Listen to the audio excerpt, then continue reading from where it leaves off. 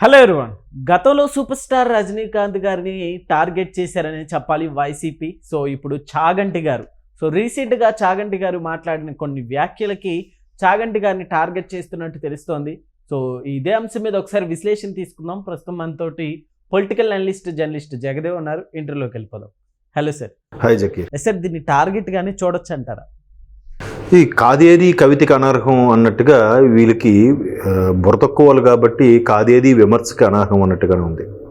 అంటే మీరు అన్నట్టు గతంలో సూపర్ స్టార్ రజనీకాంత్ అంటే 70 ఏళ్ళు 7 పదులు దాటిన వ్యక్తి కూడా ఈ రోజుకి ఆ చరిష్మా కానీ ఆ స్టైల్ కానీ రీసెంట్గా జైలర్ లాంటి బ్లాక్ బాస్టర్ అయింది మనం చూసాం లాస్ట్ ఇయర్. సో అంత ఒక మేనియా ఆ స్టైల్ ఎవరికి రాదు నాకు తెలిసి. అటువంటి రజనీకాంత్ గారు ఆయన బ్యాడ్ టైం అనుకోవాలో లేకపోతే ఈ దుర్మార్గులు అట్లా పిచ్చి ప్రేలాపలు అనుకోవాలో తెలియదు కానీ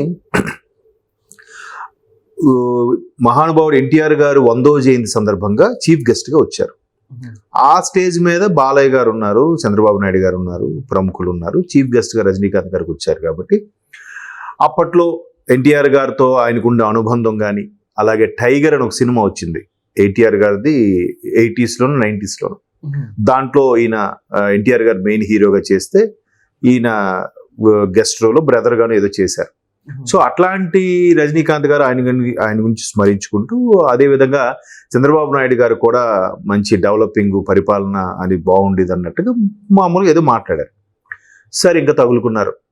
ఒక మాజీ మంత్రి ఉంటాడు ఆయన, ఒకసారి రేవంత్ రెడ్డి గారు అన్నారులే, ఏదో మేక ఆకులు గడ్డి నవ్వులుతున్నట్టుగా అలా నవిలేవాడు కూడా నా మీద పంచులేస్తే మర్యాదగా ఉండదు అని చెప్పి పేరెత్తకుండా ఇండైరెక్ట్గా ముఖ్యమంత్రి రేవంత్ రెడ్డి గారు గట్టి డోసేజ్ ఇచ్చారు. సో ఆ మహానుభావుడు ఏమన్నాడంటే, సీకేసిన తాటెంకలా ఉంటాడు, ఆడు సూపర్ స్టార్ ఏంటి, తమిళనాడు తప్ప ఎవరికి తెలుసా, రజనీకాంత్ తమిళనాడు తప్ప ఎవరికి తెలుసా అంటే ఎక్కడ బతుకుతున్నాడు, ఎలా ఆయన అనేంత విమర్శ. సార్, ఈరోజు అధికారంలో లేకపోవడంతో ఎక్కడ కనిపించట్లేదు. Correct, waste. ఇంకా అలాంటి వాళ్ళు మనం అనవసరంగా వాళ్ళని ప్రజలకు గుర్తు చెప్పించడం వేస్ట్. ఇకపోతే చాగంటి గారిని అయ్యా మీరు ఒక ఆధ్యాత్మిక గురువుగా, ఆధ్యాత్మిక సలహాదారుడిగా ఉండండి అని ముఖ్యమంత్రి చంద్రబాబు నాయుడు గారు ప్రభుత్వాన్ని రిక్వెస్ట్ చేస్తే సరే అని ఒప్పుకున్నారు. ఇంతకుముందు వీళ్ళు కూడా ప్రయత్నాలు చేశారు, ఎందుకు ఒప్పుకోలేదు? ఇప్పుడు ఈయనకి కూడా ఎందుకు ఒప్పుకున్నారు? మీరు రండి, మీరు ఈ విలువలతో కూడిన కొన్ని ప్రవచనాలు మా విద్యార్థులకు తెలియజెప్పండి. మీరు రాష్ట్రంలో ఏ జిల్లాకైనా ఏ నియోజకవర్గానికైనా వెళ్ళండి, ఎక్కడ సభ పెడతామన్నా దాని పూర్తి బాధ్యత పూర్తి ఖర్చు ప్రభుత్వమే భరిస్తుంది. పిల్లలకి పాఠాలతో పాటు విలువలు కూడా నేర్పించేలాగా మీరు చెప్తారు కాబట్టి మీరు చెప్పండి. ఈవెన్ ప్రభుత్వం తరపున ఏమైనా తప్పులు జరిగినా కూడా మాకు ఒక మొట్టికాయ వేయండి. అలా ఎవరు చెప్తారా? అంటే నేను చేసిందే కరెక్టు, నేనే అల్టిమేటు, నేను చెప్పింది ఒక నియంత్రలాగా ఎవరు బిహేవ్ చేయట్లేదు. అట్లాంటి ముఖ్యమంత్రి చంద్రబాబు నాయుడు గారు కూడా చాగంటి గారిని ఇస్తే, అదే ఆయనంత గొప్పవాడో చూడండి, ప్రభుత్వ వాహనం వాడట్లేదు, ప్రభుత్వం నుంచి ఏ లాంఛనాలు తీసుకోవట్లేదు, ప్రభుత్వం నుంచి ఏ గౌరవం నాకేం వద్దు, నాకు భగవంతుడు ఇచ్చాడు, నాకు ఒక ఉద్యోగం ఉంది చాలు. అది సెంట్రల్ పోస్టులు అందులో చేశారు, మేబీ రిటైర్ అయిపోయారు అనుకుంటున్నా. సో అట్లాంటి చాగంటి గారు వీళ్ళు అడుగులకు మడుగులు ఒత్తుతూ, అయ్యా మీరు మీలాంటి వ్యక్తులు మాకు కావాలి, మా ప్రభుత్వానికి అండగా నిలబడాలి, మా పిల్లలకి మంచి పాఠ్యాంశాలు చెప్పాలని గుర్తుకుంటే సరే అని ఒప్పుకొని ఆయన ఆధ్యాత్మిక సలహాదారుగా ఉన్నారు ఆయన. సో ఉన్నప్పుడు మొన్న కొంతమంది పాఠశాల విద్యార్థులకి హితబోధ కార్యక్రమంలో పెడితే ఆ కార్యక్రమంలో ముఖ్యమంత్రి చంద్రబాబు నాయుడు గారు ఉన్నారు. తర్వాత ఆయన కార్యక్రమంలో బిజీగా వెళ్ళిపోయారు. అప్పుడు కొన్ని చెప్పారు. అయితే ఆయన కూడా చంద్రబాబు నాయుడు గారు నిబద్ధతగా ఉన్నారు. ఆయన చిన్నప్పుడు ఆయన తల్లి చెప్పిన కథ ఎప్పుడు నెమరు వేసుకుంటుంటారు, అదే ఆయనకి ఇది, అది గుర్తుపెట్టుకుని ఆయన ముందుకెళ్తుంటారు అని చెప్తూ, అదే చాగంటి గారు చంద్రబాబు నాయుడు గారి గురించి చెప్పారు. క్రికెట్ ఆఫ్ గాడ్ సచిన్ గురించి కూడా చెప్పారే. అంటే రేపొద్దున సచిన్ గురించి కూడా విమర్శిస్తారా వీళ్ళు? మరి అంటే ఎవరు మంచి అని చెప్తే నచ్చదా వీళ్ళకి? అలాంటిది చాగంటి గారిని కూడా వీళ్ళు ట్రోల్స్ చేయడం, చాగంటి గారిని కూడా విమర్శిస్తున్నారు అంటే వాళ్ళ సంస్కారము, వాళ్ళ యొక్క కడుపుకు అన్నం తింటున్నారా, లేకపోతే ఇంకెలాంటివి బయట పెంట మీద దొరికేవి తింటున్నారా? మరి ఇంకా వాళ్ళ విజ్ఞతగా వదిలేద్దాం. ఎందుకంటే చాగంటి గారు ఏ పార్టీకి కొమ్ము కాయట్లేదు. నేను ఈ పార్టీకి మీరు ఓటేయండి అని చెప్పట్లేదు. అది కూడా అక్కడ చేసిన కామెంట్స్ కూడా అసలు కామెంట్స్ లాగా అయితే ఎవరికి అనిపించలేదు సార్. జస్ట్ నార్మల్ గా మాట్లాడినట్లు మామూలు ఆయన ఎప్పుడు ఆసరాగా తీసుకొని సో ఇలా టార్గెట్ అదే చెప్తున్నానండి. ఇంక వాళ్ళ విజ్ఞతకి వదిలేద్దాం. వాళ్ళని నిజంగా ఎవరైతే కామెంట్ చేస్తున్నారో వాళ్ళ తల్లిదండ్రులకు నమస్కారం, వాళ్ళకి కాదు. ఎందుకంటే అరే మీరు ఎంత గడ్డి తింటారా, చాగంటి గారు లాంటి వ్యక్తులను కూడా విమర్శిస్తారా? ఎంత అద్భుతమే మీరు. అసలు మిమ్మల్ని అందరినీ గోడెక్కించి దండేసి దండం పెట్టలేము.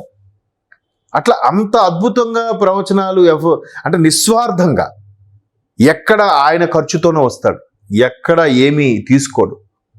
ఆయన వచ్చి ఆయన అమ్మవారు నాకు ఇది ఇచ్చింది, ఈ విద్య ఇచ్చింది, ఆ స్వామి నాకు ఇది ఇచ్చాడు, నేను చెప్తాను, నా జీవితం దీనికే అంకితం అనుకున్నాడు. ఇంకా ఆయన ప్రవచనాలు కొన్ని వందల మంది వేల మంది ఆ చాగంటి గారి ప్రవచనాలు చెప్పి వీడియోలు పెట్టుకొని యూట్యూబ్లో వాళ్ళు సంపాదించే వాళ్ళు ఉన్నారు. కానీ ఈయన ఎక్కడ నా వీడియో వాడుకుంటున్నారని ఎవరి మీద కంప్లైంట్ చేయడు, ఎవరి మీద కాపీరైట్ వేయడు. అటువంటి నిస్వార్థంగా ప్రవచనాలు చెప్తూ, అంటే కొన్ని కోట్ల మందికి చెప్తున్నప్పుడు అందులో ఒక 100 మంది మారినా ఆయనకి హ్యాపీయే కదా. అలాంటి తాపత్రయంతో అటువంటి దీక్షతో వెళ్తున్న వ్యక్తిని కూడా వీళ్ళు విమర్శిస్తున్నారంటే ఇంకా వాళ్ళని ఏమనాలి? So not only Rajinikanth, Chaganti గారిని. ఇప్పుడు మీకు ఇంకో విషయం కూడా చెప్పాలి. చంద్రబాబు నాయుడు గారు ఆ కథ చెప్పారు. ఒక రైతు లేదా ఒక యజమాని ఓ పందిని నక్కని పనిలో పెట్టుకున్నాడు. నక్క సరిగ్గా పని చేయకుండా దులుపుకుంటూ వచ్చేసేది, నీట్గా ఉండేది. పంది మాత్రం అన్ని పనులు చేసుకొని మళ్ళీ కడుక్కొని వచ్చేసరికి పందే పని చేయట్లేదేమో అనుకొని పందికి సరిగ్గా తిండి పెట్టగా నక్కకు పెట్టేవాడు.